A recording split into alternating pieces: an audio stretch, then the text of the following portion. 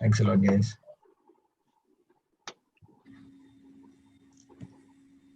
Our pleasure as well.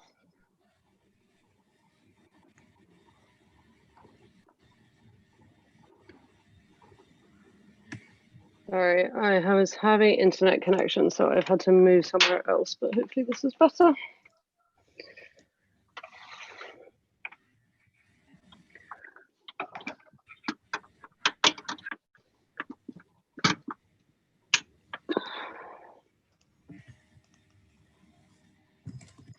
We start in 5 minutes.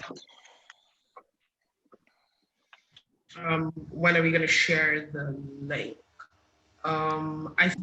Fatima, do you think one of the other guys stay on? Archie, do you actually mind just staying in our session because the two guys have dropped out? He will be. He said he will be. Okay.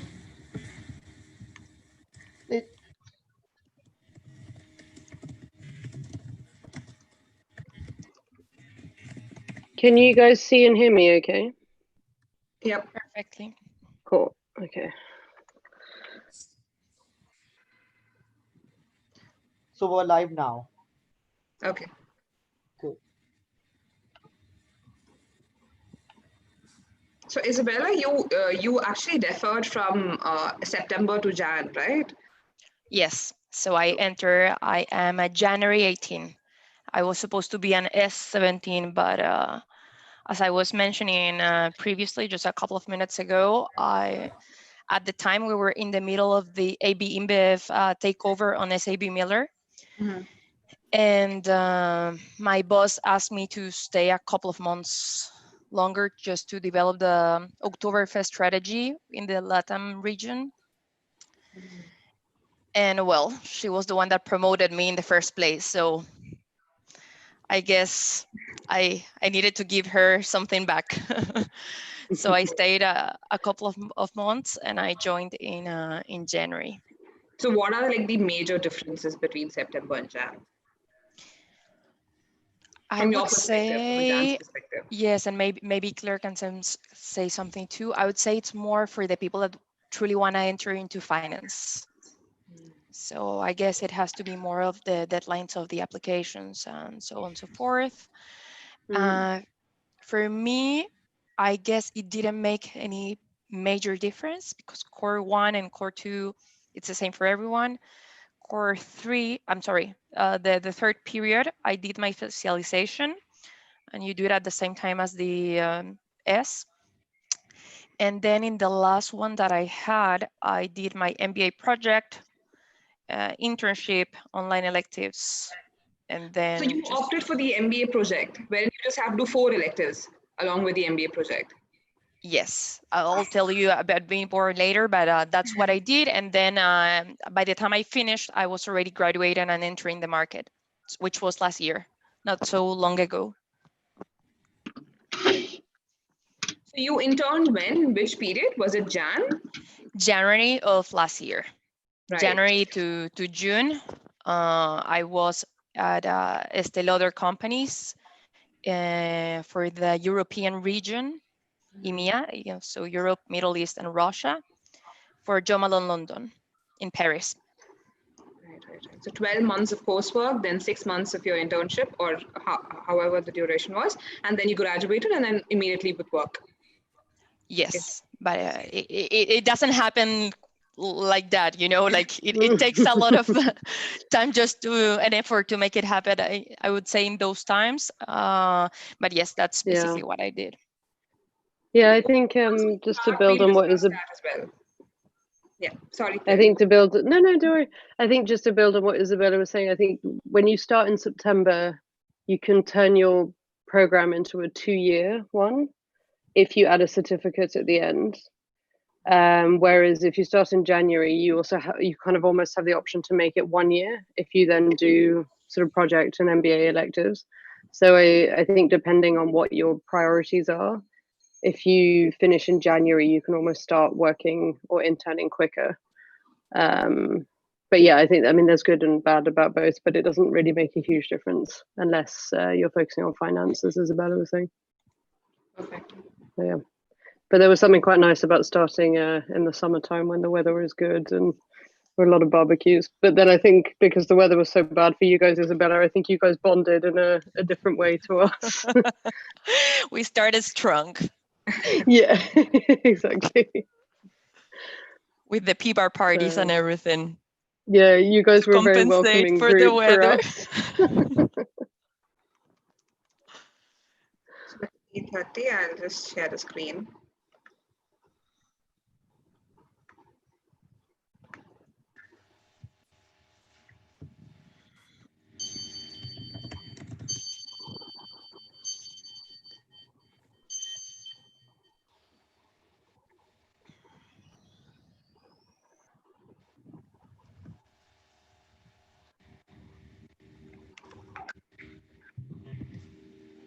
I think we're going to go ahead and give it about a minute, then we'll start.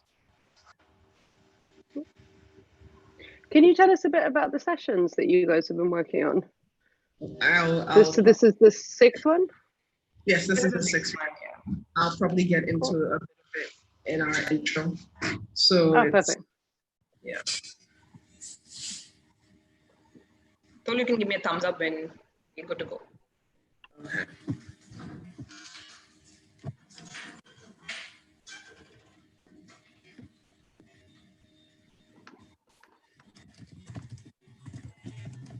So let's go ahead and start.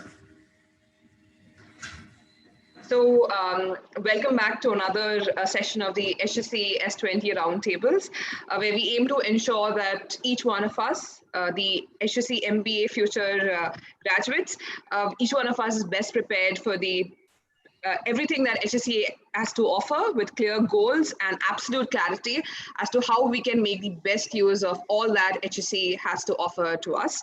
I'm Fatima Dilruba. I'm from India. And I have with me Tolu Dasu. She's from Nigeria, and we are your hosts for the day. This session is being watched live on YouTube by the S20, J21, and the S21 batches. We have with us a brilliant set of panelists who will be sharing with us their HEC experience, especially aimed at today's session, which is marketing.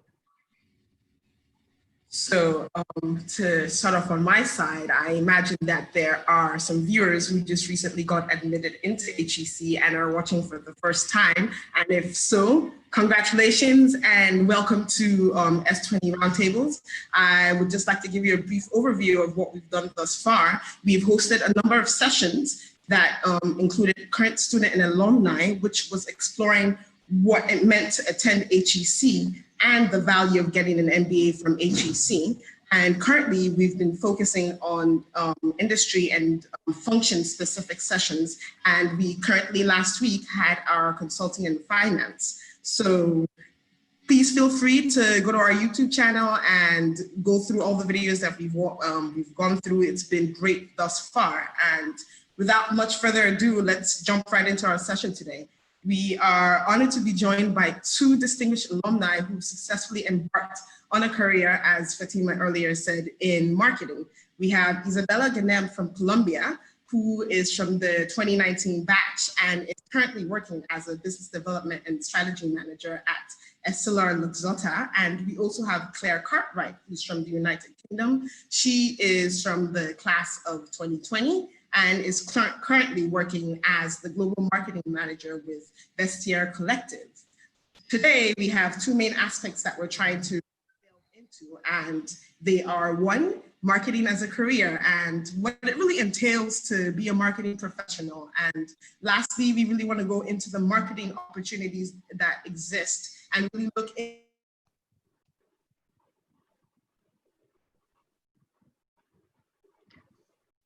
I think, Tolu? Into finding the right role for the right organization. So take it on, Fatima. Brilliant. So before we begin the first session, we really want to know or get to know our panelists better. So if you could just tell us a bit more about yourself and what was it specifically that attracted you to a career in marketing? Maybe we could start with you, Isabella. Okay, so hello everyone, and thank you Fatima and Tolu, for having us here. I started my career in Coca-Cola FEMSA back in Colombia as a junior marketing manager. And at that time, I used to manage all the portfolio of carbonated soft drinks.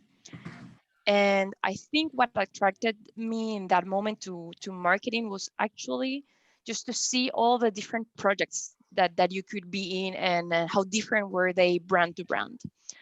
And at that time, I decided to make a move into the beer industry. So I joined SAB Miller as well within the soft drinks department because they had a brand that was almost at the same level of sales that Coca-Cola. So it was very exciting for me. And in, I would say, almost 4 years, I managed to be in 4 different roles. So I had a lot of transversal movements, but all of them, and each of them, very exciting. So I was in Peroni, the Italian brand, Grolsch from the Netherlands, a couple of American brands, so Miller Lite, Miller Junior Draft. And later on, I decided to just do my MBA in HEC because I further wanted to internationalize my career. Yes, you mentioned that I was a part of AB InBev, but still what I felt was at that time that I needed to further take my career outside of Latin America. And then I continued to pursue my passion in marketing. So I did an internship for the Estée Lauder companies in Paris for Jo Malone London because I further wanted to explain the fragrance industry. And nowadays I do something a bit different, which is strategy, but still I need to see a bit of marketing. And I guess my passion for marketing comes from the balance that I have between creativity and also my analytical side. So I went to business school and I was exposed to all of the different, I would say, subjects or departments within business. And that definitely caught my attention. And I don't know, for me, it was very exciting just to write a brief, deliver the brief to your agency, and later on just see the results, the first key visuals. And I don't know, such a great satisfaction at the end just to see the response from the consumers. So that's a little bit about myself. That's awesome. What about you, Claire? So I'm Claire. I am originally from the UK, and I ended up falling into first the luxury industry. So I wanted to be a journalist, and after doing a course, I realized how badly paid journalism was, and I decided if I was really going to be able to pay rent on my own, that maybe I should look at expanding my skills slightly more. So I ended up working as a copywriter for Net-a-Porter, which at the time it was very much in startup mode. So it was very long before Ukes. They were launching the Outnet, Mr. Porter. It was a great time to be there. And it was the first introduction to, firstly, a digital first business, but one which really had marketing as the front and center for everything that they did. And after that, I had the opportunity to go to Tommy Hilfiger, where I was overseeing all the content, so copy as well as imagery. And I started learning more about marketing and what that really meant, particularly for a digital business. Tommy Hilfiger was also very strong on retail. And it really cemented the fact that for me, marketing was where I wanted to be, because I find it very exciting because it encompasses so much. So you have very good overview of the customer side, but also the commercial. So speaking to what Isabella mentioned about the creative and the analytical, I think you get a really good balance of both. You're also very connected to current events. So you cannot be a good marketer unless you have a good awareness of trends. I think also unless you're aware of what's going on in other industries. Particularly this digitization has made everything so much more transparent and open to people. Whether that's things that are happening in different cultures or countries, as well as wider trends in general. And one thing I find particularly interesting about marketing in luxury is that you get to do some really unexpected and quite cool stuff, because you have these very strong brands that you work with and can kind of play around with and explore. And it's something that there's always a strong kind of interest, and often these sort of cultural repercussions as well. Yeah. Brilliant. So good to hear much more about both our panelists. With that, we begin with our first session.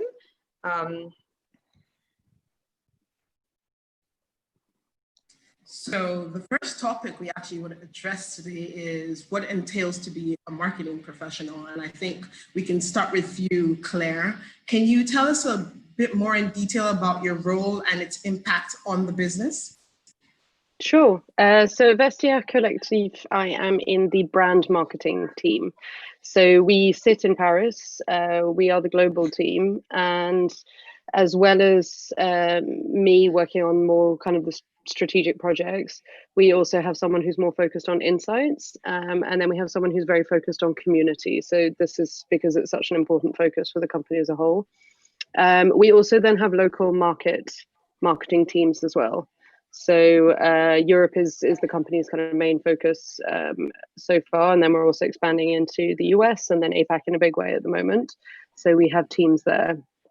And my role is to work very closely with a lot of the C-suite members, a lot of the other department heads on deciding what our big kind of marketing pushes are. So within that, there's a really commercial element. So we obviously need to kind of maintain a steady volume of sales. Vestiaire is interesting because it's kind of a marketplace in that sense. So we need people to deposit as well as to buy. So we need to make sure that we're approaching both of those customers. And ideally, because we also really want to promote a very circular way of enjoying luxury and of enjoying fashion, we want the customers to be doing both buying and selling. Sustainability is so important to the company. It's part of why the entire company was founded in the first place. And I'm working on a lot of different projects which really bring sustainability into the heart of everything that we do. So I'd say it obviously depends a little on the company. And I think the bigger the company, maybe the more kind of siloed your role is. But I think generally to be a marketer, you need to be able to work in quite a cross-functional way. I think you need to have a very good understanding of different parts of the business. You need to be able to connect the dots between all those things. I think you need to be quite sort of, that's a negative edge to this word, but I think you need to be quite opportunistic and see really where are those opportunities, what can you do? Okay, this team has this as a KPI and this isn't going so well over here, but is there something we can do to kind of pull it together? You also have to be very consumer focused as well. So I think part of that, particularly working for an app, is really understanding the numbers and understanding what that means and drawing conclusions from it. So going back to that balance of the creative and the quantitative. So for me, I find it very important to work closely with our creative team, understand what they're doing, but then also with the analytics side too.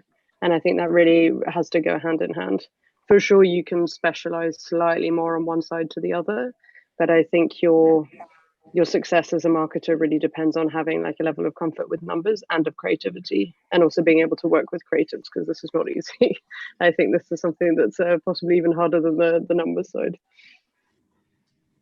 Thank you, Claire. I think we're just going to jump right in with Isabella and ask her what your typical day constitutes of. And I think a great thing would be hearing about a good day, so we can get a bit of an idea of what it is you do as well. Okay, so currently I'm not doing marketing. I'm doing post-merger integration for both Essilor and Luxottica, which is a bit like in-house consulting. And I oversee very different strategic projects. So I'm kind of like the right hand of the MD. But before I can tell you, it's that your typical marketing day, it's gonna be in function of the type of industry that you work with. So I guess a day at Claire's Life would be somehow similar, but different to what I used to have, for example, in FMCG, and also the type of brand. It's not going to be the same, for example, if you sell deodorant, like, I don't know, a brand like Axe or Dove or something like that, that if you sell liquor and a premium brand. So traditional day for me would have been, let's say, to get to the office, open my computer and start checking first the sales. Even though I was not accountable for sales, that's really also a good indicator of how things are going, and if your regionals need anything from your side, be it if you are in a European hub or even if you're at country level. And then after, I don't know, replying a couple of emails to the different stakeholders, the next thing for sure, I would have a meeting with my agencies. which for me, it's kind of different here. You don't have kind of a right hand, you have a lot of hands around you. So a meeting for me would be having my digital agency, which would actually oversee all of the digital assets. So social media, the website. We didn't have any marketplace because of being an FMCG brand, but all that part. Then the creative one, which I used to work with Leo Brunet, which is Publicis One in Europe, and you'll see that that's the one that you find in Champs-Élysées. Then my PR agency, super important, just to see whether we had something ongoing in a campaign or just the traditional metrics that we would follow on. And then just the rest of the team. And after that meeting where we would check all of the current projects that we have, the future things, we would correct everything from, I don't know, just checking if I had a product launch or whether it was an online campaign. We would spend quite a bit of time in that, so the whole team would know what everyone was working on. Oh, and I forgot the media agency, very important, because without media, no one can actually see those beautiful key visuals and campaign. And then after that, I would have probably meet with another person, either from sales or trade marketing. So meaning from the same company. And sometimes as a marketeer, it depends very much on the role. But if you're in a huge brand, what you'll tend to have, it's a more differentiated approach, so as Claire mentioned. So you'll have probably, I don't know, a person that does partnerships, insights, digital, brand, etc., which I used to have at the end of my career before AB InBev for a brand that was 125 million in top line. But then, if I recall, for example, when I managed Peroni, I was the one in charge of absolutely everything because it was way more targeted and niche brand. So probably I would have had a meeting, let's say, with the exports department or the imports department, just to see that everything was going well and that the future product launches were gonna be due on time. And then I would say I will probably just finish my day just getting some insights report, either from the company or some trends report from the other brands, just to see what was happening in terms of trends, competition, content, etc. Thank you. So we're going to go into some myth busters that people generally think when it comes into going into a marketing career. And I'll start with you, Claire. The myth buster is making a triple jump is difficult and pre-MBA marketing experience is mandatory. And you already went into it a bit, from being a content writer and coming into digital marketing in the UK and also doing some marketing in the UK and now working in Paris. Would you say that you were able to actually somewhat carry out a triple jump? And is pre-MBA experience actually required? Is it mandatory? I think it's a really good question. I also think HEC could do a bit more to prepare people on this.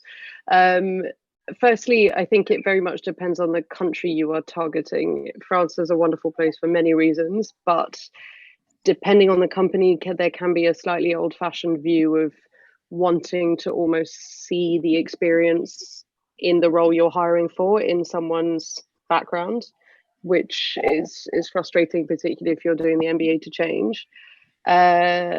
I think that attitude is changing a lot, but I would say, like, from my experience in the UK, I think also the US, people are more willing to kind of see the transferable skills and kind of take a chance on someone in that sense, sometimes more than in France.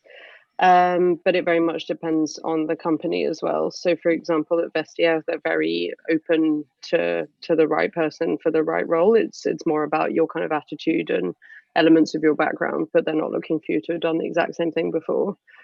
I do think you need to really use the MBA to fill in gaps and add marketing to your CV if you completely miss it. And I'd say that's probably for like any industry and country.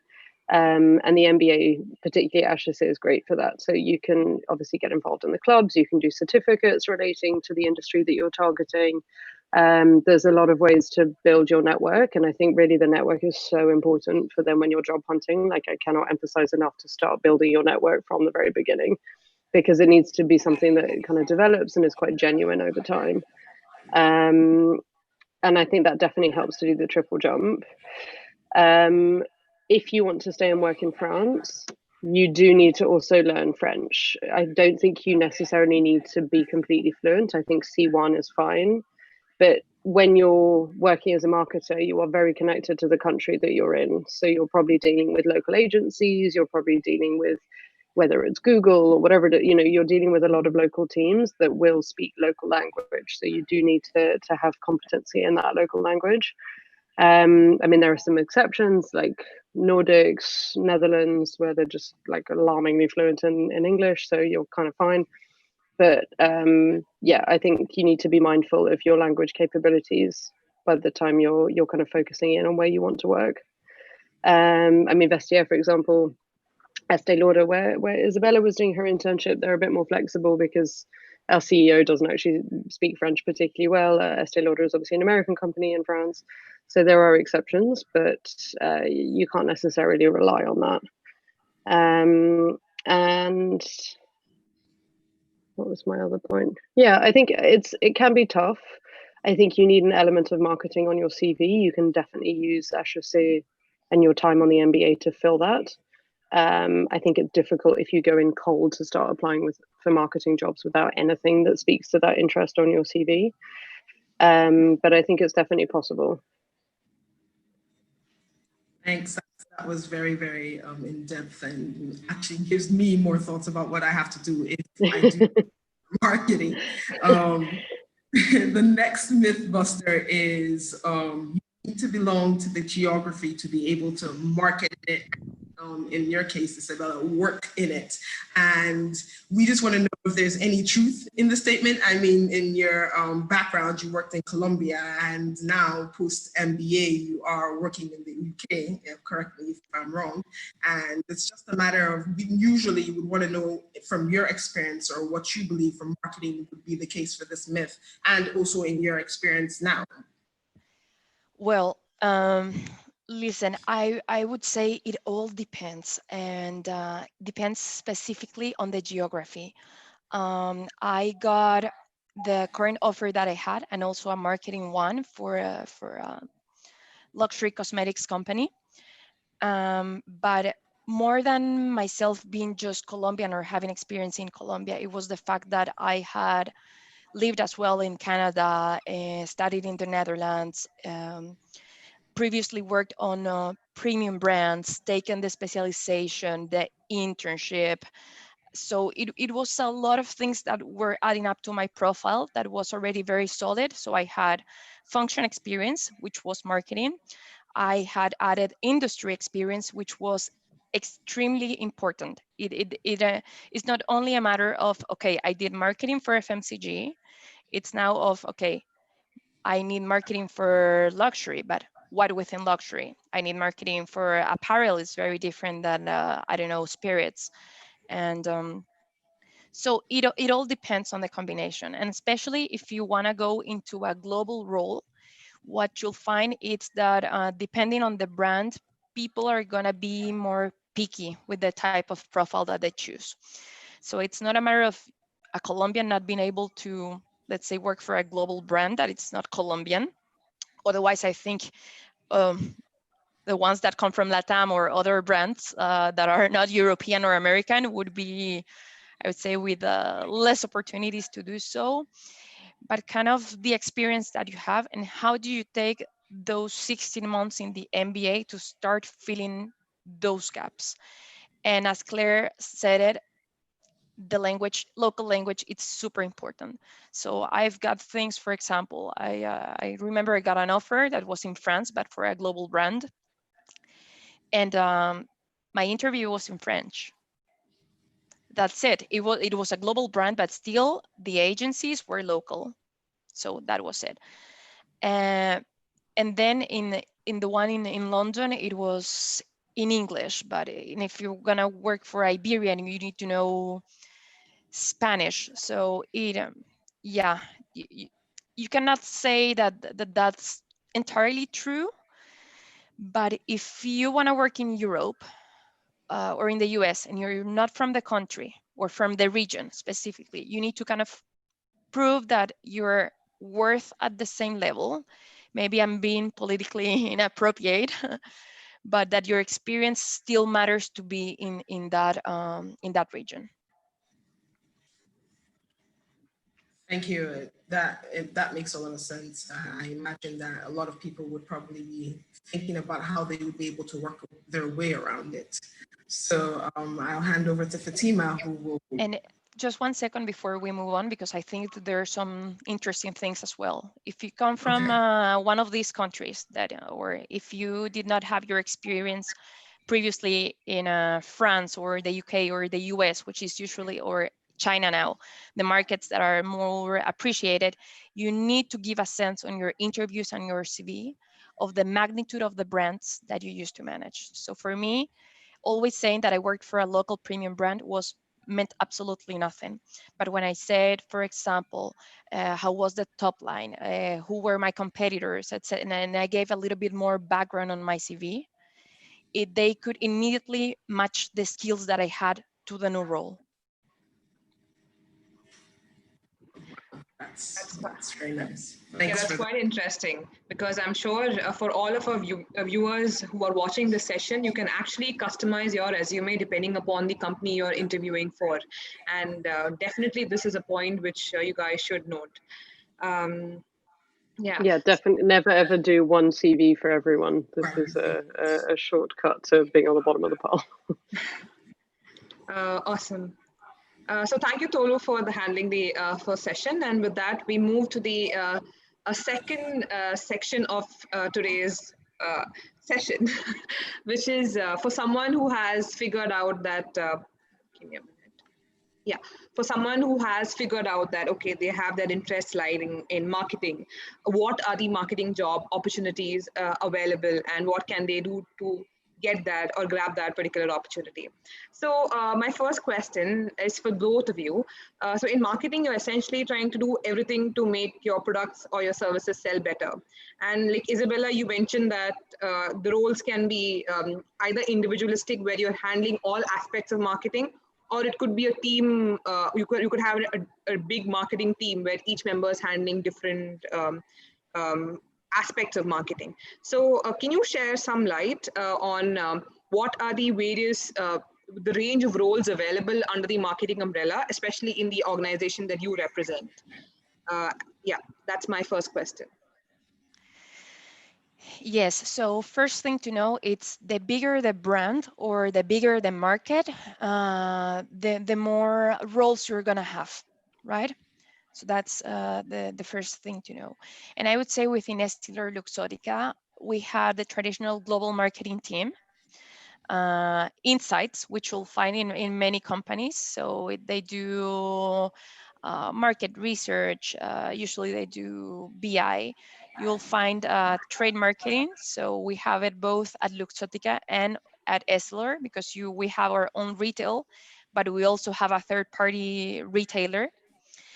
Depending on the company, you will find a department called either sponsorships or partnerships or something like that, which would be the person, for example, if you sponsor the Super Bowl, or in the case of Luxottica, if you manage all the licenses with the different, I don't know, different fashion brands that you have. And I might be forgetting, and something that it's really important, and we always get to think of marketing as just a merely creative side. It's the planning and control roles within marketing, because some people want to do a transition into marketing. And let me be honest, it's going to be extremely difficult if you come from a finance background to jump into a creative one or as a brand manager. It may happen, I'm not saying no, but if you want to build that transition, usually each marketing department has a finance a finance business manager, or in FMCG you have a revenue management team, which is still within the marketing team, but it focuses more on pricing, etc., and works closely with the brands. And we also have that. I had it both in AB InBev, also in Coca-Cola, and here at Estilo Luxottica. Oh, brilliant. Great. So what about you, Claire? Like, how is it in Vestiaire Collective? Like, what are the range of roles available? So I'd say our structure is not quite the same as Estilo Luxottica's, but for example, our global head of marketing will have what we call the creative factory. So this is the team who, it's art directors, it's photographers, graphic designers, etc. We have the social media team as well. So within that, there's kind of a split into the more strategic and then the more kind of relationship aspect. There's global brands. So for me, that's the more kind of strategic projects that we're working on. And then we are the ones who sort of manage the local markets. And then we also have, there's the kind of insights team as well. But then not reporting into that same head of global brands, we also have another side where you've got the acquisition team who will do acquisition for app as well as site. I mean, they're sort of the same, but a bit different for us, as well as for social media. So again, to Isabella's point, if you don't have any kind of creativity in your background, if your background is more kind of engineering or finance, then and you want to go into marketing, going down the insights or the acquisition route can also be quite a good way in. There's obviously a lot of online courses that you can do relating to whether it's Google AdWords or SEO, which is quite a good way of kind of topping up your skill set as well. And then I'd say PR is the big element as well that for Vestiaire comes into the overall kind of marketing ecosystem. Great. So, like, are there a lot of internships available in the marketing domain? Yeah, I mean, again, it's a bit country dependent. So in France, it is hard, but not impossible, but it is hard to find an internship that is not 6 months long. So for many of you, if you do want to intern in France, you're probably looking at doing this more towards the end of your studies before you graduate. It's actually we started at Vestiaire doing MBA internships, so the level is a lot higher. You're working more on a project rather than a kind of ongoing 6-month internship for a much shorter space of time. So that's something that I think, if anyone wants to speak to me about for next summer, I mean, it's a bit too in advance now, but if you come back to me in kind of the new year, then this is definitely something that I can offer some advice on. And those internships would be kind of across all different aspects of the business and in some of our different locations as well. Excellent. So one question which some of our viewers were asking was, what are the necessary skill sets that is needed to sustain and make it big in a marketing career? Like Claire, you mentioned the need to be, I think, opportunistic and have a both creative and analytic balance. The need to be interacting with cross-functional teams. Apart from these, like including these, what are the must-have qualities a marketer should possess? And how do we develop them while at HEC using the various clubs or certificates or campus activities?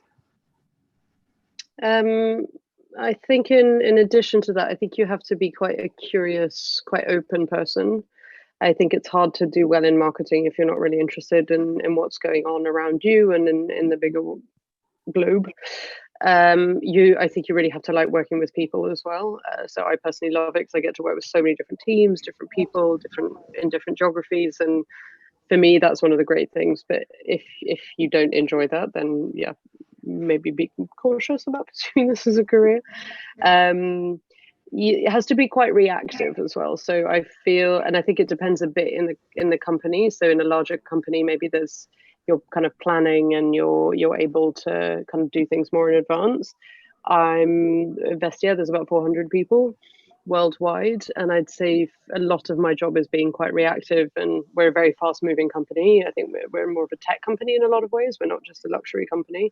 So that means really seeing quickly what's happening, what's going out there, what can we do, how can we react to something our competitors have done, or the global conversation about Black Lives Matter or about the situation in Hong Kong, we have an office there. Like, you know, how can we also, because we are a community, we also want to make sure that we are kind of caring and responding to our own community of buyers and sellers in a way that is also very genuine for the company.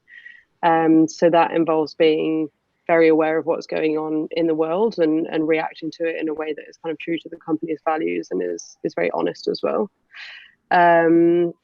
There's also an element of firefighting, I think, in marketing, particularly in a smaller company. So stuff happens all the time that you need to kind of deal with and react. So I think certainly I mean, maybe in the bigger companies less so, but in companies I've worked in, you've always had to be very quick to react to stuff. And if you're someone who likes a very structured, you know, like knowing how your week is going to look like, again, maybe not the best, certainly not in a smaller company. But for me, I love that like no day is the same. You can have everything planned out and then something sort of comes in and throws it all out the window and you suddenly start working something else. So personally, I find that really exciting.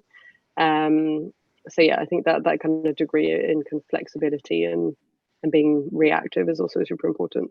And I'd say that also depends on the area, the function you have within marketing. So some functions are less reactive, you're more kind of planning in advance and you're kind of months away. But particularly if you're on the communication side or if you're social media, I mean, that's probably the most immediate kind of quick thinking, quick paced side of the sort of department as a whole. And if you were to develop these qualities on campus, what would be your advice to students? I think be open-minded, like join different things when you start, be open, you know, I don't do electives or stuff that you're comfortable in because you know you'll get a good grade. I think for me, this is not the point of doing an MBA. I mean, if for some reason you really just have to get good grades, I mean, fine. But I think it's a shame if you're not doing stuff that pushes you and that challenges you to move outside your comfort zone and to learn more. I mean, I ended up doing finance classes because I have zero in my background about that. And I thought it was really valuable for me to learn about. Those are not the classes I got the best grades in, but they were electives that actually I got more out of in a lot of ways because it was so new to me. So I think really taking an active part in clubs and areas that interest you. So for example, if it's the marketing club or if you're looking at marketing within a specific industry, one, if you're interested in that, it's going to be fun. Two, it's a really great way of building your network, which is a lot of why we also go to an MBA. It's really important to invest in that. And two, I think generally one of the real strengths of HEC is that you're not just learning in the classroom. It's very much about learning through the projects or through the clubs or Saint-Cyr, or, you know, there's so many different opportunities to get involved in.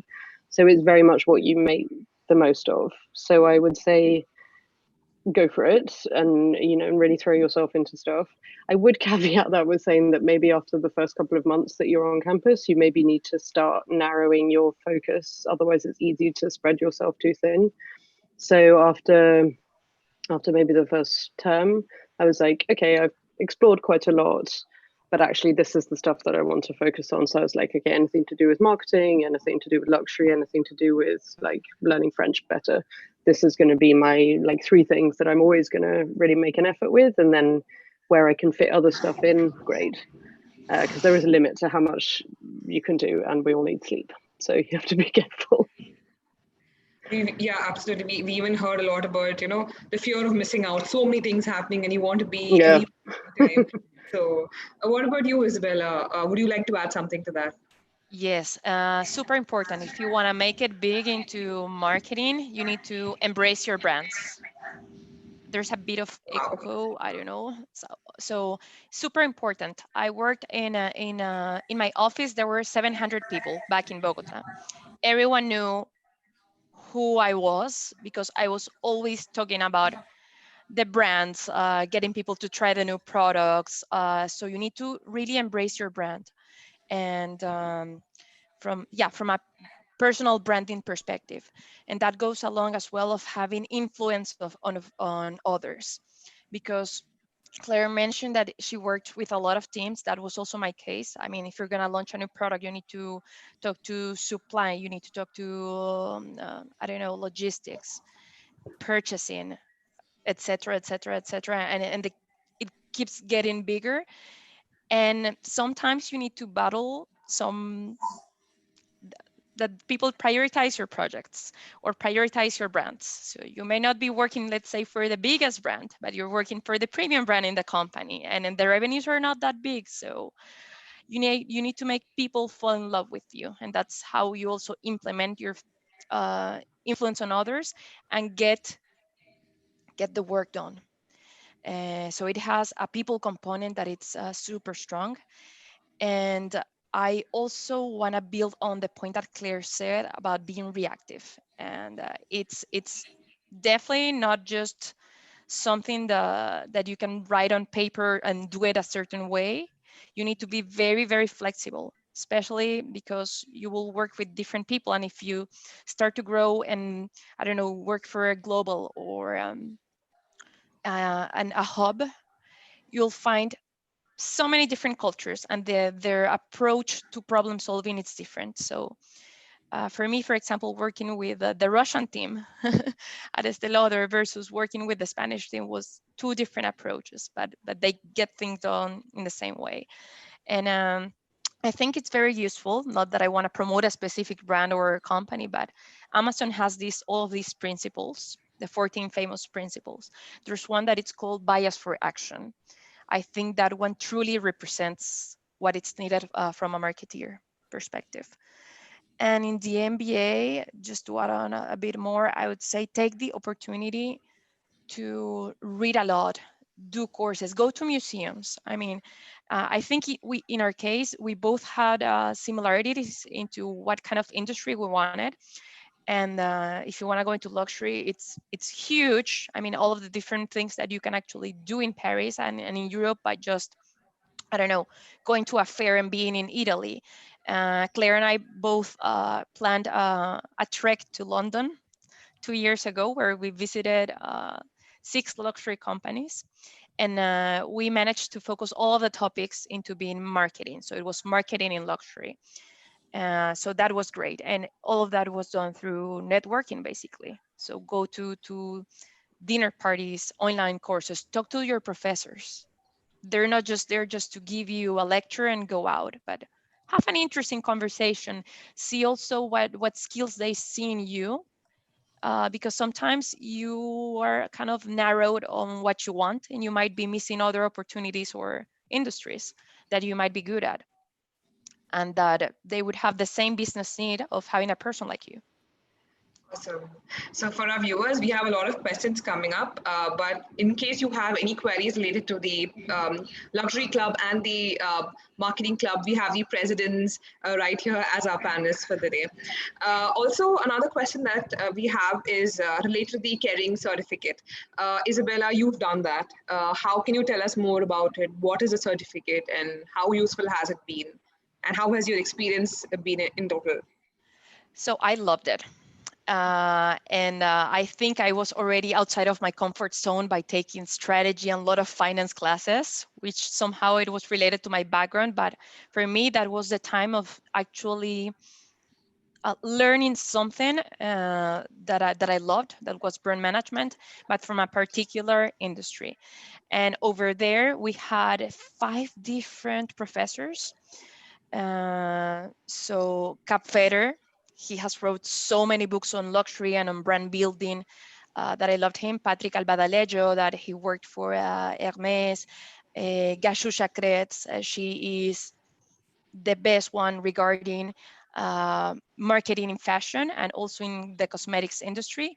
So we had all of these different professors. Another model that was more focused on leadership. Mm-hmm.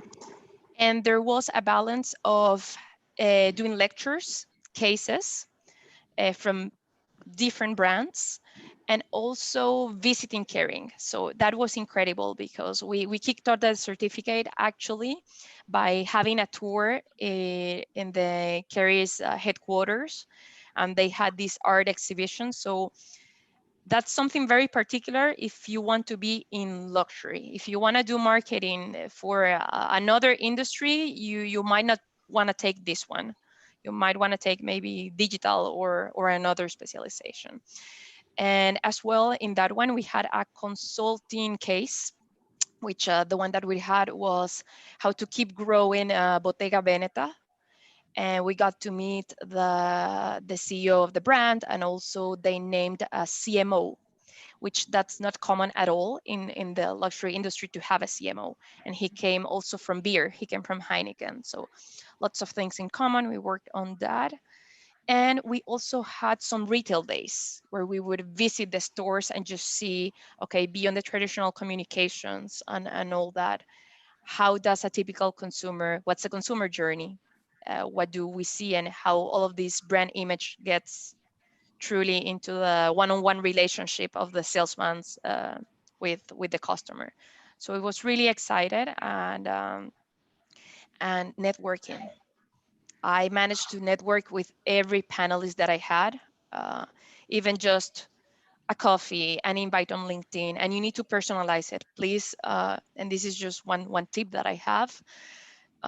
Don't just add people to LinkedIn, because guess what? There are 250 more people from the HEC MBA that will be doing that. And if you start adding the rest of the schools, develop your personal brand and try to develop something in common with each person. That's gonna be the difference between just attending a certificate and getting some maybe interviews, internships. Great. We have one specific question for the both of you, which is how did you secure that particular role in your current organization? Did you follow a particular strategy? If so, what was it? And could you share the entire interview process? Maybe we could start with Claire. Sure. So I did, my sort of career goal was a bit kind of like this throughout my MBA journey, because I started HEC I chose because I thought I wanted to stay in luxury, but at a more kind of accelerated way than I had been doing before, and maybe more international. Then when I was at HEC, I started to be very interested in consulting. So I started going down that route, and then I'd say maybe over the summer I decided that wasn't, and actually when I started going through some interview processes, I decided consulting was really not something that was going to make me happy. And then it helped confirm that actually luxury, and particularly marketing within that, was where I wanted my next step to be. I think after working in sort of pure marketing, I would like to develop into something else, maybe something that's more strategy based or more business development. So I was also looking at roles and companies where I could grow within them. So Vestiaire, I'd sort of been aware of it. I found it interesting.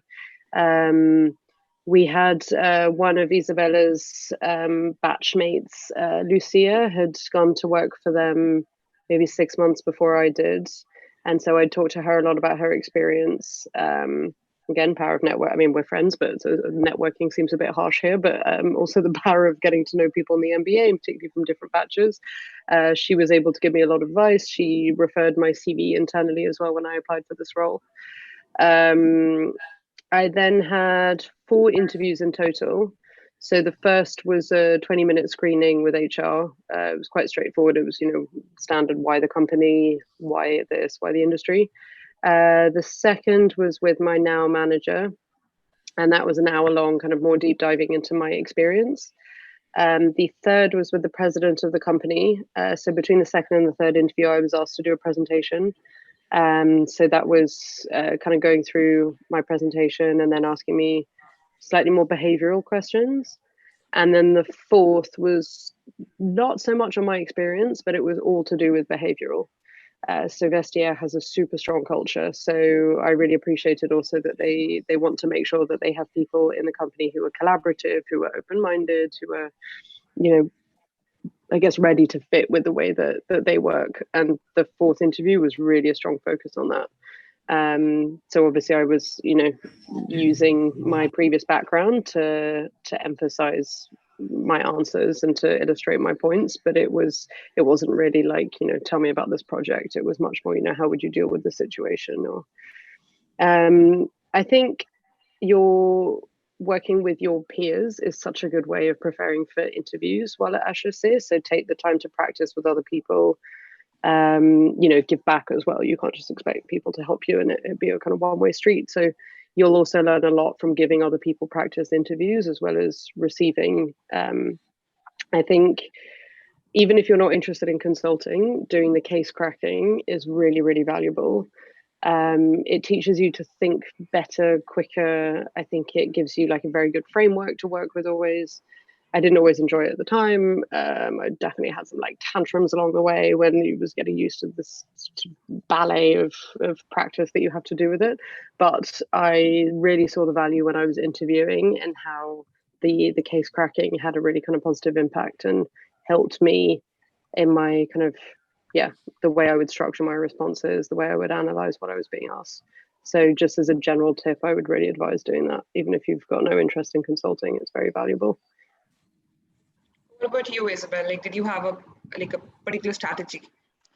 I can tell you, if you want, a little bit of how I got the internship, because I feel that that's very important if you want to make it into marketing and you don't have experience in Europe. And then the one that I got. So for the ones in first, how I got the internships was basically because a professor sent my CV, but I already had a close relationship because I saw somebody from a previous batch that used to work in there, and I submitted my CV. I prepared for the interviews, just checking what was happening in the industry, different brands, campaigns, etc. And that was the types of questions that I got in the interview. So they would be, for example, it was for another cosmetics company. What do you think of the creative director of the new creative director of Valentino at that time? And how do you see that in the communications of the brand and etc.? So you need to be prepared, taking into account all that. Then for the role that I had, I got 2 offers. This one at Essilor Luxottica was a rotational program. So I had 7 interviews and with lots of different stakeholders, from a senior VP of talent up to the current boss that I had. I had to do a case, etc., etc. And the other one was for a cosmetics company, another cosmetics company.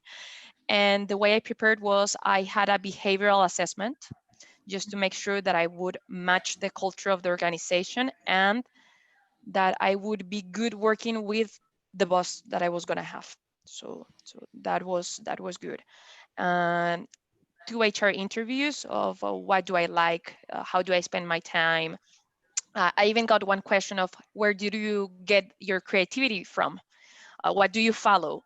So for me, it was key to say that I get my creativity from following trends, agencies. I don't know, Vice, which I love. It's a content creative agency, the news, Instagram, but it came naturally because I actually do that, right? Visiting museums, festivals, etc.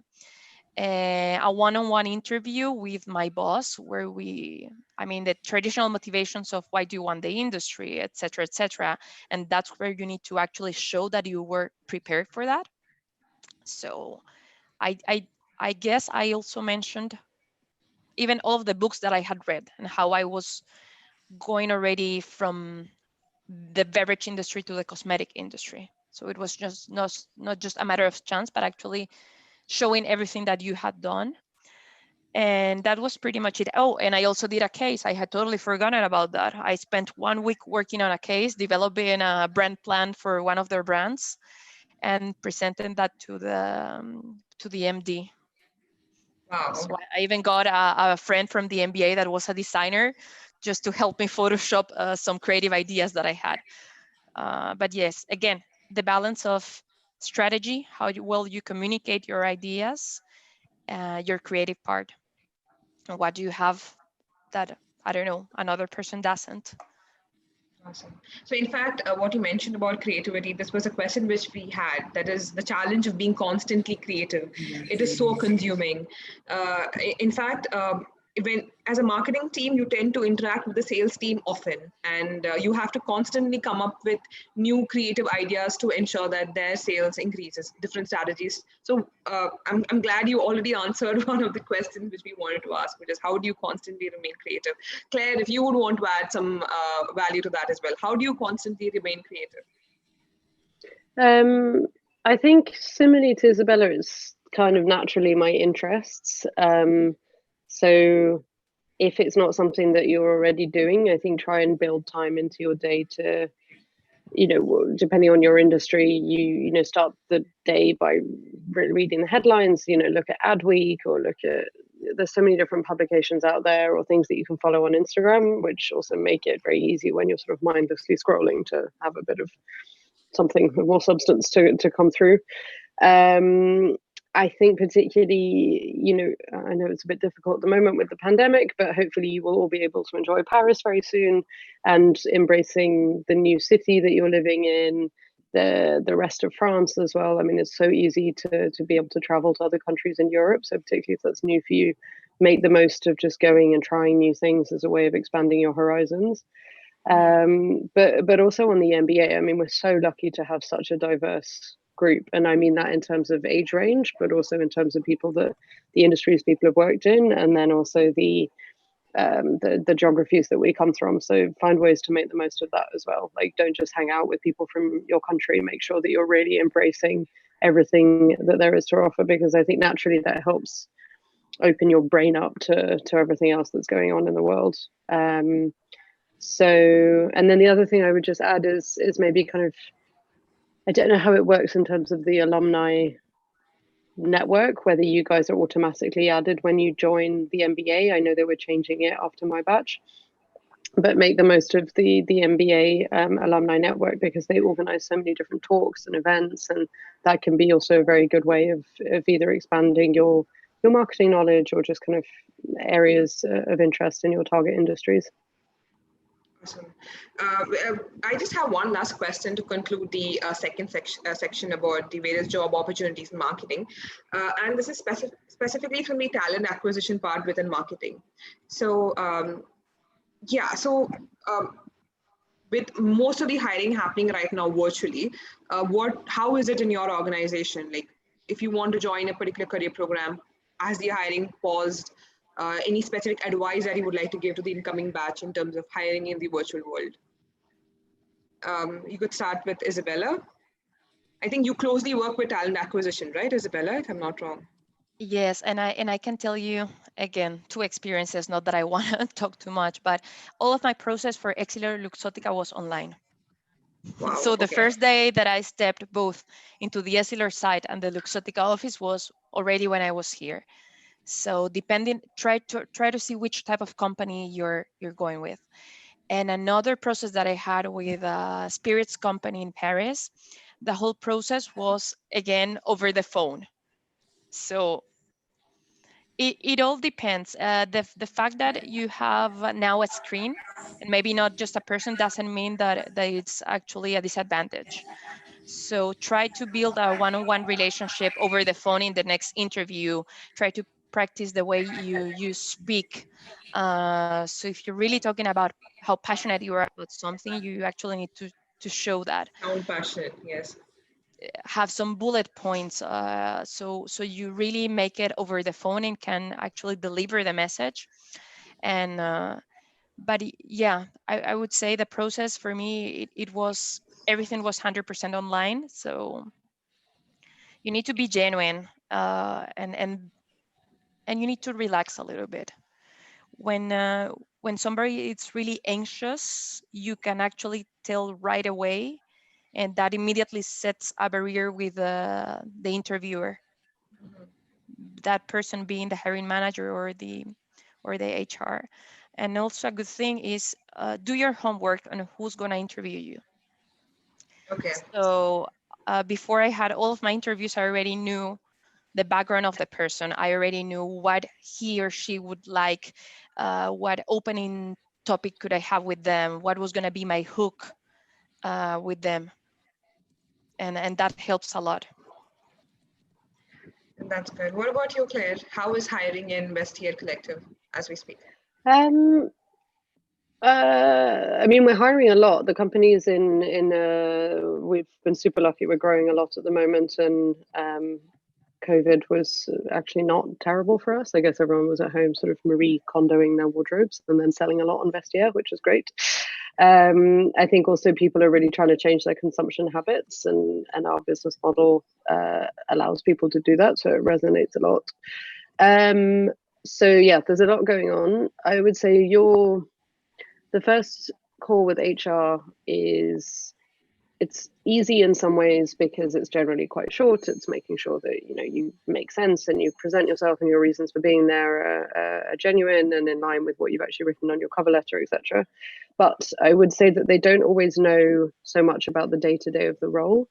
So I think having a very clear way of presenting yourself and your skills in line with what they're looking for is really important. And I think then when you're through to the next round and you're speaking more with like your potential manager or other people in the team, I think then it's where you really have to build that personal connection as well, because then it's so much more about, okay, do I actually want to work with this person? HR, they don't really care if they're working with you day to day or not. They just want to make sure that they're recommending the right person to go, one, to the company, but also on to the next round. Whereas then when it's to do with your hiring managers, etc., it's so important also for you. I mean, you don't want to work for someone that you really dislike. So I think to Isabella's point, that's so why it's also so important to be very honest and very genuine, because if you present yourself in a false way, it's not going to work out for you in the long term either. So I think using that as the opportunity to build a connection, to be personal, to not just sort of come across as a robot behind a screen, all this stuff is very important. Great. Thank you so much, Claire and Isabel. With that, we conclude the second session. And now we are off to the Q&A section. Tolu, you can start with the questions we've received so far from the audience. All right, so personally, what I would actually want to ask, which is something that has come up on YouTube as well as on the pre-registered questions, was IT and analytics, and if there are any software that are being used or that you actively use while you work, and if you have IT background, how it maybe passes on to digital marketing and the like. So I think maybe Isabella, you can start and you can give us your knowledge, and then Claire, you can come in too. I am still trying to figure it out. I don't use any particular tool, and it depends again on the industry. So for example, in FMCG, we tend to use a lot Nielsen, and that's something you can learn on the go. But other industries use, for example, BI, ClickView, etc. For me, that was not a barrier. That's something you learn on the way. Or if you want to work in media, then you'll know more about Google Analytics or in digital. So I would say maybe just trying, actually there's now a trend that it's called MarTech, so marketing and tech. Maybe reading about that would be good, because that's actually showing how they're building the new marketing teams within tech organizations, and how the role of a brand manager, it's sometimes changing into a product manager. That would be my advice. And again, where are you applying? Do you need to know absolutely everything in tech, or you need to show that you have a very strong analytical background? Like what are the skills that are required to, and how can you match that? Because for me, I don't know, if you're going to a brand management role, maybe you don't need to know Python. You need to show other skills. But if you're going more into BI, maybe it would be actually very relevant to know that I don't know, SPSS, statistical tools, and that also that you're willing to learn. Hopefully that helped a little. I'm sorry, I was not that straightforward. What about you, Claire? What are your thoughts on the matter? No, I agree. I mean, there's so many tools out there. Every company does something a bit different. I don't think you necessarily need to be the expert on one thing. I guess there are some things that are more commonly used. So if you want to go down the more analytical route, like having some knowledge of some of like the bigger tools is helpful. Like we used to use Power BI. Now we're using more Tableau. I personally don't really do much with Tableau. I mean, we also have a team who've set up a lot of different boards, and there's a lot of kind of easily digestible information that you don't really need any training to be able to explore. But I would say, yeah, every company does something different. So just have provable skills in something that is kind of relevant and that shows that you can make that transferable as well, if that's the route that you really want to go down. Like, I mean, I've never worked in proper acquisition. I've always been on the edge of it. So I have familiarity with the tools and the processes, but I couldn't put together a very effective bid strategy for you. I mean, there's some people who are really, really the experts in that. I think I would kind of assume that maybe people from the MBA would be a bit more general and less kind of focused on that. So I'd find ways of kind of meeting the job requirements without getting too worried about the minutiae of it. But also just taking time to read job descriptions online can be a really easy way of kind of placing yourself as well. I think it sounds really basic, but it's a really easy way of seeing what kind of skills your target companies are looking for, or your target industries.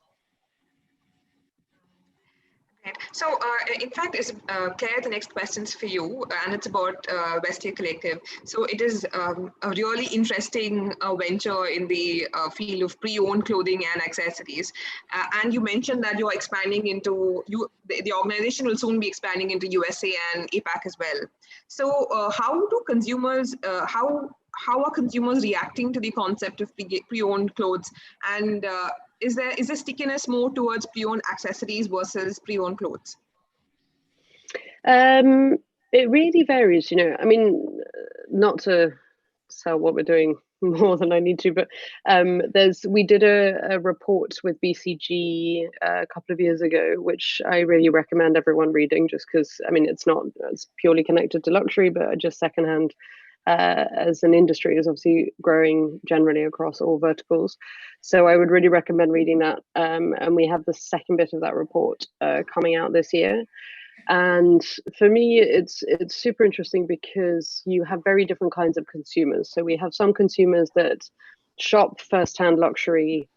They like wearing something that's maybe quite trendy, quite current, and then when they're bored of it, or to make space in their wardrobes, they will sell it to be able to then use those funds to buy again from the primary market. A lot of people will actually use the secondhand market to, maybe they can't afford or they're not willing to make the commitment to buying firsthand luxury, so they'll go secondhand first. And then we see that it actually helps people buy into the primary market after that. And then the third kind of consumer, I guess, is one who has more of the environmental and sustainable goals as to how they consume fashion in general. So they like this kind of circular model that we provide. Particularly when we talk about luxury, it's obviously very durable goods. They last for a long time if properly looked after. And there's no reason really, well, certainly not always, to buy new. You know, you can buy secondhand and it can, you know, and it's better in some ways. It often has like a bit of a history and context to it. You can also find some amazing deals on Vestia. So a huge number of the products on the site have actually never been worn and still have tags on them, or maybe don't have the tags but have never been worn. So you can also, if you're a shopper who's maybe more driven by the economics of the secondary market, you can also find some very good deals to be had there too. So yeah, it's an industry and it's a company that has very different entry points for buyers and sellers, very different reasons, and actually the way it shapes their behavior afterwards is really interesting. And that's something as a company that we're also trying to do. We want our consumers to be really responsible, to really look after their clothes. So there's also I guess an education element to the marketing that we put together here. Very interesting, very interesting. I think I'm going to ask Isabella a question, and this is a question that's come from YouTube, and it's more or less trying to translate your skills and the work that you have. If you are in the marketing background and you've actually worked with small companies and small budgets, what can those individuals do to enhance their experience on their resume to prepare for interviews and whatnot? So the first thing is that I don't think budget is the thing that will define if you get hired or not, or if they like your profile. So yes, as a marketeer, you tend to put your budget. So for me, it was really relevant at the latest role that I had, just to say, that I managed more than 5 million in budget because it was relevant and it was a FMCG company, and I needed to sell the fact that my brands were not global. But if you have a smaller budget, you don't need to mention it. You can mention, for example, in terms of percentage points. I don't know, you grew your customer base in 50% points. I usually tend to have something regarding sales on my CV. So how I improved my sales. I usually tend to have something regarding the brand funnel. So for example, consideration grew in 5 points versus previous year. The campaign, the results of the campaign were this one. You could also mention the touch points where you had the campaign. So now that digital is so common, you cannot just leave it as digital. You need to open that digital box and say, okay, what strategies did you do in terms of a marketplace, in terms of, I don't know, the social networks that you had, for example. Now saying that you manage Facebook and YouTube may not be relevant, but if you told me that you had a trending topic with a particular campaign on Twitter, that is exciting. If you told me that you opened the TikTok account for your brand and you tell me a little bit about the results of that campaign, it's important. If you manage people, it's also relevant. So that's something I had in my CV and that really helped me. And just to mention, for example, the agencies that I worked with. So before, Claire touched on something that was, she said at Vestiaire, they had their own kind of in-house, it's not an in-house agency, but they do many other things in-house. Before just adding more stuff on your CV, try to see if the company that you're in works with more outside agencies, if you had something in common with them. So I would say, try to ferment into different stuff. Sales, maybe number of doors, people that you manage, campaigns.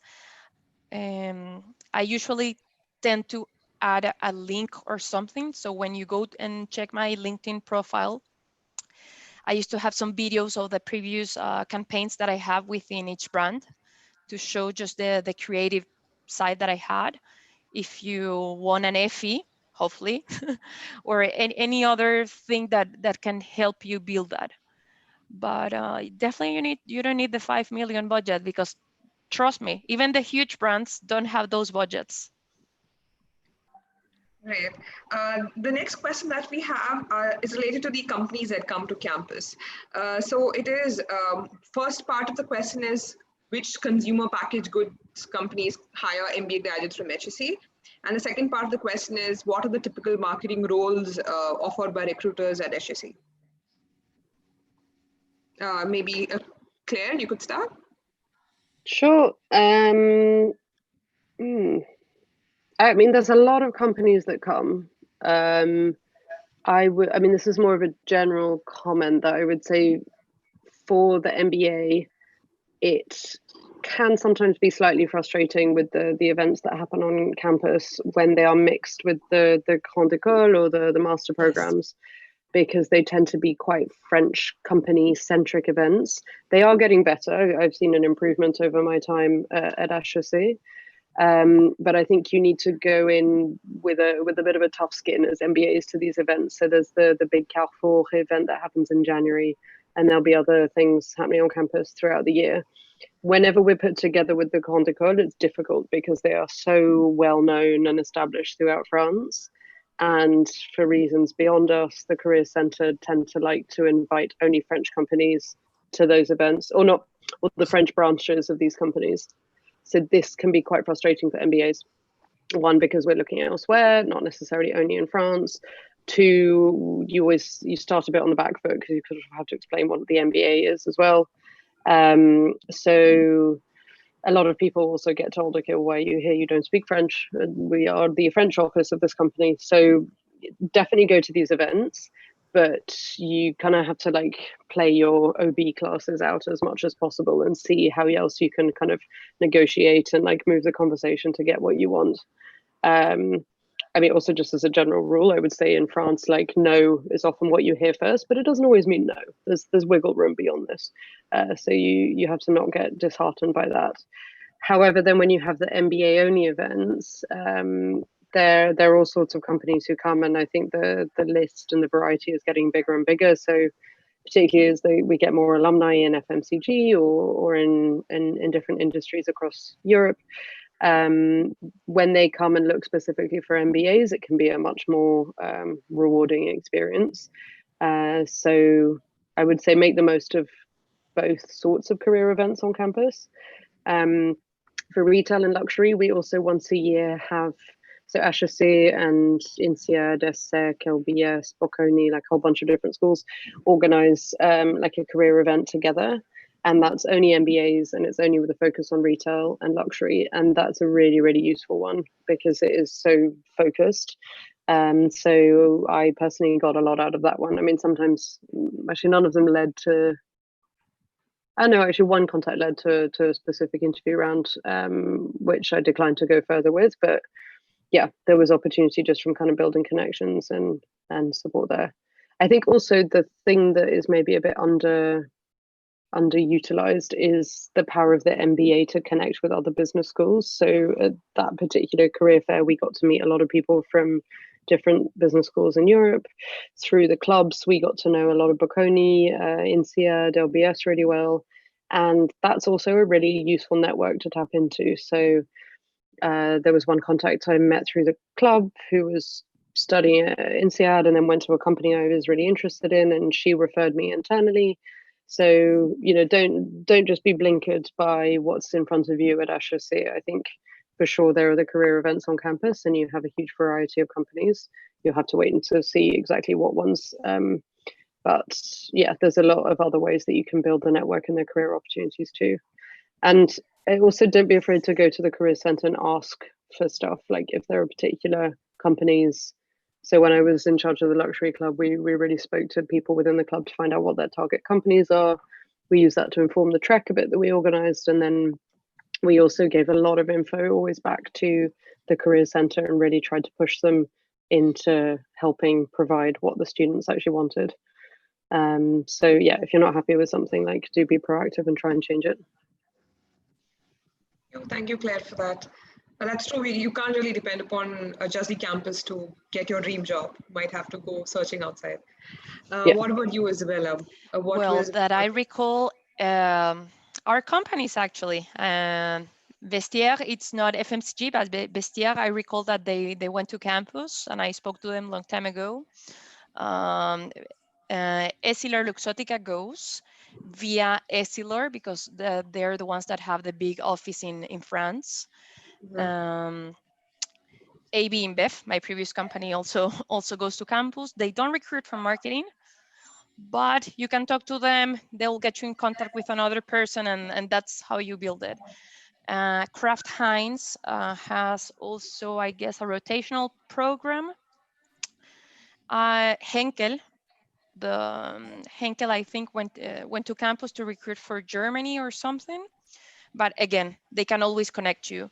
L'Oreal goes to campus, and I don't know which ones I might be missing, but yes, all of them go. And if you go to Carrefour, then you have way more companies.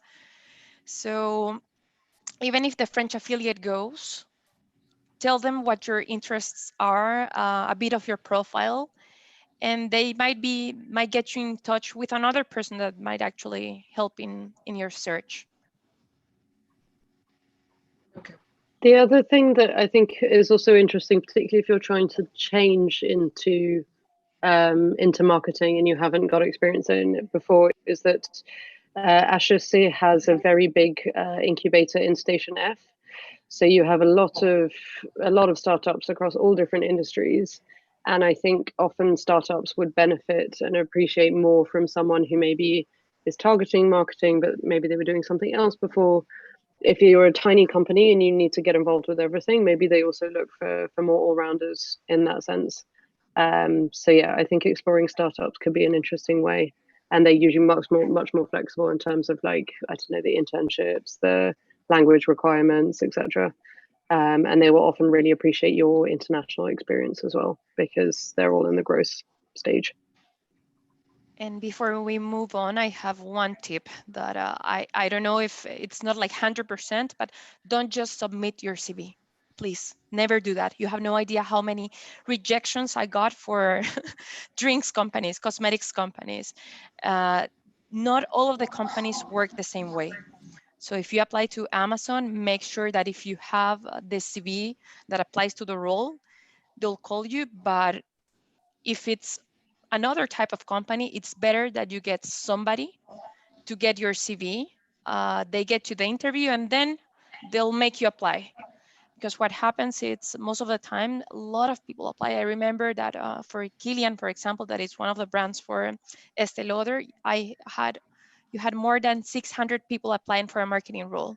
And that's what you'll usually find in marketing. So again, network, it's key if you, because you will get frustrated at some points and during the MBA. Not everything is just happy and works perfectly, but one way to avoid it is to make sure that they read your CV, and then you get your CV in there. And I remember, for example, that for one of the interviews that I had, actually there was a lawyer from an S17 that got my CV to the company.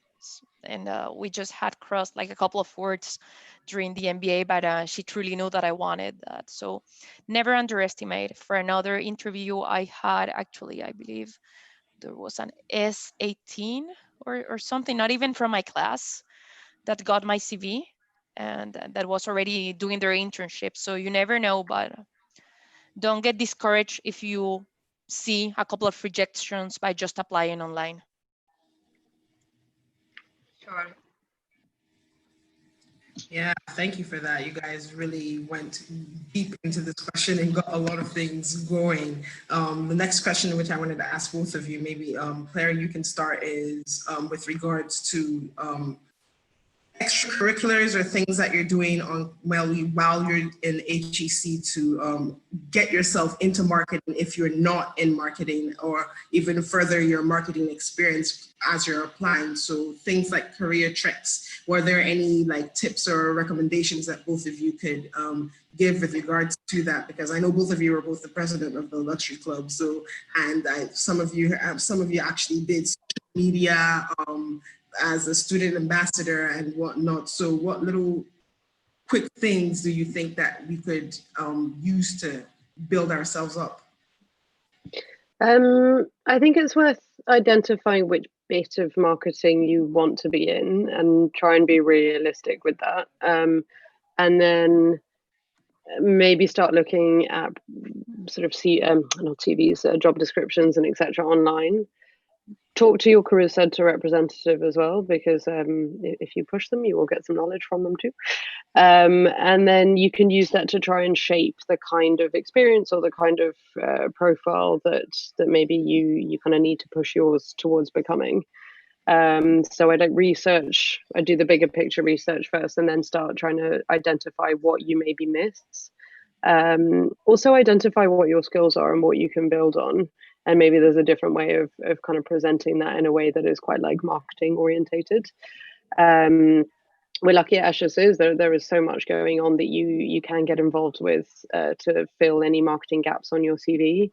So definitely look at clubs. But for example, if you're interested in the finance club and maybe marketing from a financial services perspective, then maybe join the finance club. But you could join that in the VP of communications or whatever position.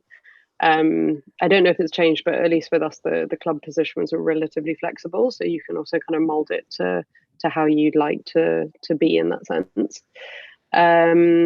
We also had a consulting practice, which I hope is still going, but for me that was a really nice opportunity. So I led a digital marketing consulting project. It ended up being a bit bigger than just digital marketing, but it ended up being like the travel industry, which is something that I knew nothing about. So that was a nice way to learn about marketing, but in a new way. And also gave me experience of working in French in France. So anything like that comes up, like go for it. There's a lot of competitions always, and I think half the time we don't actually realize the number of competitions that are out there that we could apply to. So maybe work with the career center. Also if you have an idea for a competition, you could pitch it to a company, or you could pitch it to alumni within that company to try and figure out. MBA projects can be a good way of kind of adding very specific information, and they can be a good way to let you meet people in certain companies, because you're not just going to them to ask for a favor, you're asking for some, maybe information that could also benefit them in the long run. So I think just kind of try and think quite creatively about like what you need in the wider industry, what you as an individual maybe miss, or what you could accentuate more, and then sort of find ways of building that. Thanks. Isabella, do you have anything to add in? And just to add, work as a group. Because you get to the MBA and then you see the clubs and you say, oh my God, I didn't make it into a club, now I won't be able to benefit. And it doesn't work like that. So you have so many peers that already have been in those industries, and you can work together just to see how can you help each other when you pitch to the companies. Or for example, within the treks, what we did was each of the members of the club had the one-on-one relationship with each company, and things like that. So, and then oh my God, I invited so many people to campus via the alumni network, and they were all really responsive. And then after that, I don't know, like for example, I got the CEO of MAC Cosmetics, from the French affiliate again, and she was incredible. And after that, I got a one-on-one relationship with her and things like that. So, but use the clubs, use the name of the clubs. And if you're not part of the club and you have an idea, tell the club, and I'm pretty sure you can work together to make it happen. And the competitions, especially that I know, for example, PepsiCo, they were really open into pitching competitions. So, but there are so many resources. Sometimes you will have to choose, because you also need to live a life outside of the MBA and recharge some batteries to be able to later on perform at those interviews and so on. So keep that in mind, because those spaces are also the ones that that will inspire you and have something to tell as a marketeer. That's awesome. Thanks, Isabella, for that as well. I think we have time for quick two more questions. And this one question is for you, Isabella. It says, can you tell in detail about your MBA project and how has that been helpful in your career search? Yes, so I wanted to migrate into the cosmetics industry and luxury cosmetics in particular. So what I did was and I also wanted to practice a little bit my finance, to be honest. So I reached out to Jeremy Guess, who's one of the professors. He's a bit controversial. And I told him, listen, I have these ideas in my head. I want to measure the impact, the ROI of celebrity endorsements within the fragrance industry. And I'm pretty sure that this will be a topic that many people will like, that will be appealing on my CV. And we started building that. I got a career advisor that was a financial professor. I think it was your professor, Claire, Dennis Gromb. And he knew nothing about luxury or so ever, but he supported me from the financial perspective. And that was one of the key things that I had in my CV. And I had it next to HEC at the top. And that was, I would say, a statement to open a conversation with the internships. And they were asking me, for example, I had one with L'Oreal, and they were like, okay, so which brands from our portfolio have you analyzed with campaigns, etc.? And that also gives you an advantage, and you can truly show that you're working towards that. So I guess that's how it helped me a little bit. Was there a flip side to it? Like, would you recommend taking doing an MBA project to others? What is the flip side of doing an MBA project? Flip side, listen, for me, it's just I wanted to do many things. So I'm not pretty sure everyone has the time, but and some many nights I wasn't sleeping enough, but I needed something just to have the time to do the internship, because for me, I needed to close the gap in terms of geography. So for me, having France on my CV was really important. And then the MBA project helped me have the conversations for the internship, so it really worked.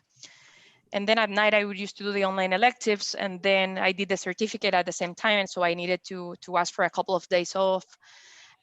So yes, maybe during the last semester, I spent less time with my cohort, and it was only during the weekends. So that would be the other side, but I gained flexibility. So and it was not a 150-page thesis. It was an MBA project for a period of time where you're not 100% of your time focusing on that, but also you do what you gotta do. You have only two hands, and time it's very limited. So for other people, for example, I know in my batch they took some marketing courses that were really good with some professors, and they managed to develop some one-on-one relationships with them, and that's how they got other internships. So it's a balance of what you want to do and also what you can find. I remember having my internships confirmed the same day in December, and I was going to enter in January, and I had been looking at them since July, June. So it's usually, yeah, you cannot really tell. You need to be prepared. Right. Yeah, Tolu, off to you. Well, we're at time, but we're wondering if you have time for just one more question, and then after that we can. Okay. The last question that we had was about role models at the workplace, and if you guys could talk about if you had any role models, the role models you had before HEC, and after doing your MBA program, do you have a new role model? And if you don't, would you consider actually getting a role model? I think we could start with you, Claire. Like role model in a kind of mentor sense? Yes, in the sense of I'm assuming. Yes. I guess I've been lucky to sort of stumble upon people in my career who've sort of taken on that role for me. One was my boss at the agency I was working at before going to the MBA, who, when I told her I was very happy, but I actually wanted to go off and study again, and that there was this really fun thing called the GMAT that I might need some time off to study for beforehand. Like, she was very, very supportive, very helpful, actually tried to hire me back after the MBA, which I guess from a career perspective was nice. But she was someone who I suppose had built their career in quite an unconventional way, and I was able to learn a huge amount on a sort of personal and professional capacity from them.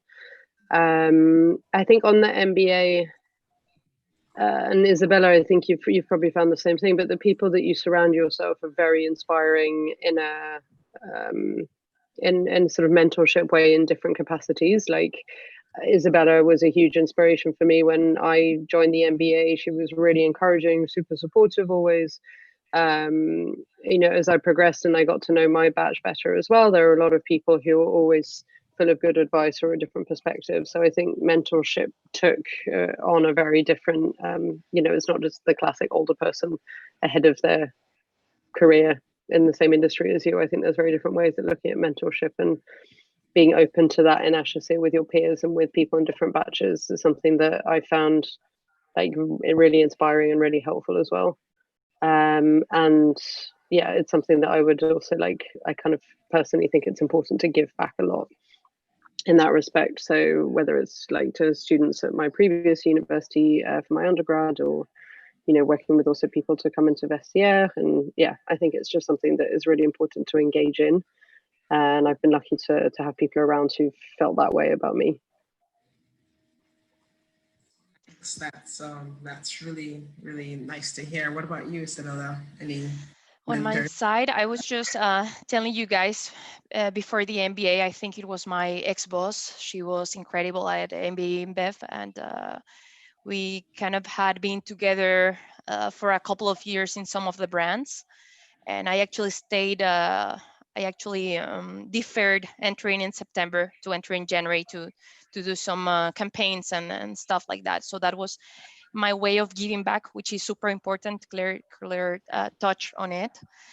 And nowadays, to be honest, I'm not really sure I have somebody to look after or anything like that. I think we always have as that source of inspiration an older person, but then you're kind of in a point where you're no longer in your early 20s, and it's more of your peers in the workplace, your peers in the MBA, and then right after the MBA, you see how people have progressed. You also, it's not that you have a mentor, but you have a lot of people who you can relate to and ask for advice and be inspired by as well.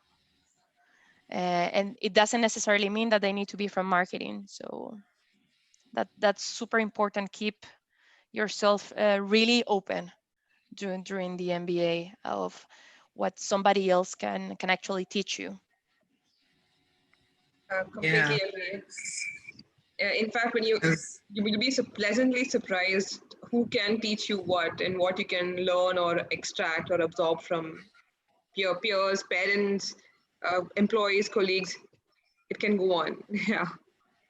Yeah, because you also find that, like, maybe I can even use the example of me and Fatima, like putting the agenda together for this. It sort of makes you have an accountability partner. Example for this, and like with other things, when you're in different groups with different people, you start finding the people that you match with who can help you with other things, who will be on top of you. Like, you have an interview, what are you doing here? We're not drinking, go get prepped for your interview. So for sure, it definitely does go beyond having a role model and someone you look up to, and transitioning to having peers who are all going up together. Thanks a lot for that. So I think with that, we have one last question for both our panelists on a very lighter note, which is looking back at your entire HEC experience. What has been your fondest memory from HEC? If you were to quote one, I'm sure there are plenty, but your most fondest memory. You could start, Claire. I don't know if I can. That's Isabella, a tough one. That's a tough one. You cannot really say one, to be honest. And no, you cannot really say one, but I can tell you a funny moment as a marketeer, if that works. And also, you don't kind of want to know everything about the MBA. Leave something to the imagination and then to the surprise, right?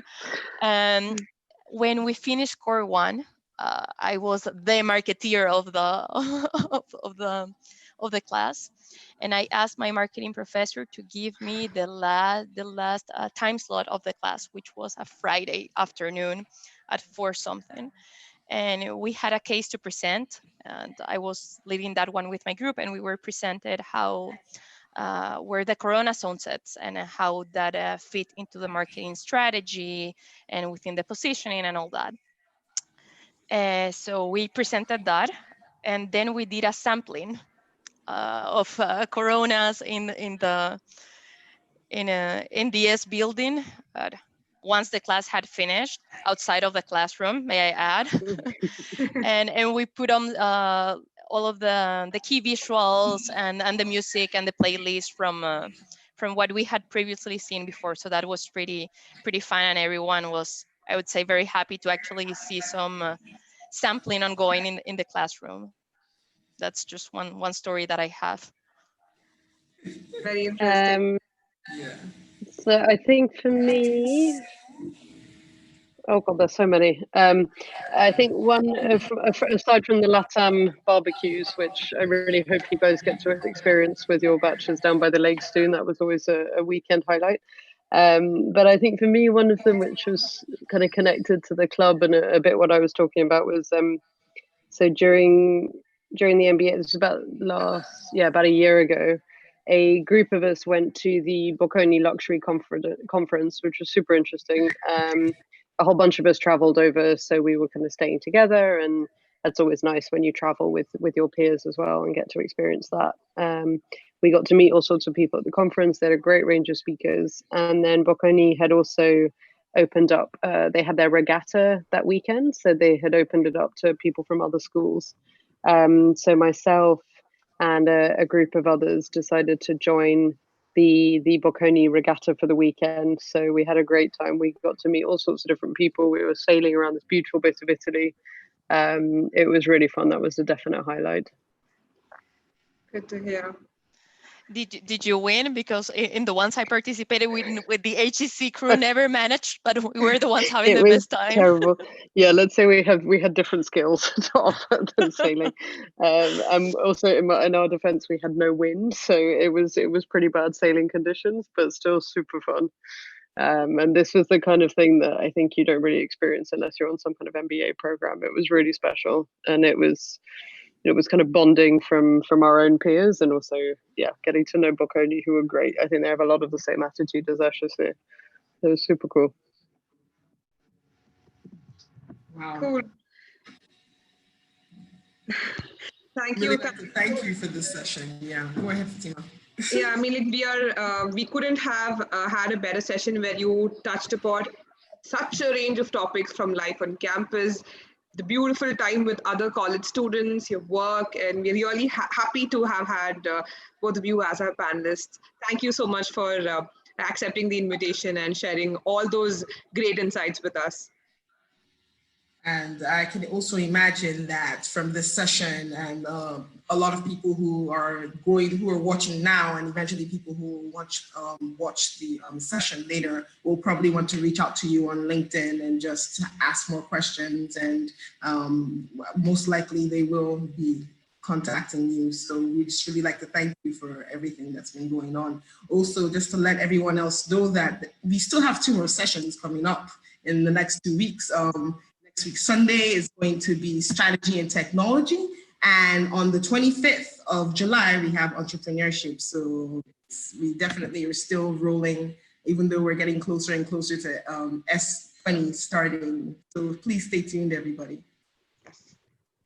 Thank you so much, guys. Thank you very much for having us. All right. Thank you for having us. And if you come by to London, just give me a call. Bye. Thanks. Bye. Thank you, Isabel.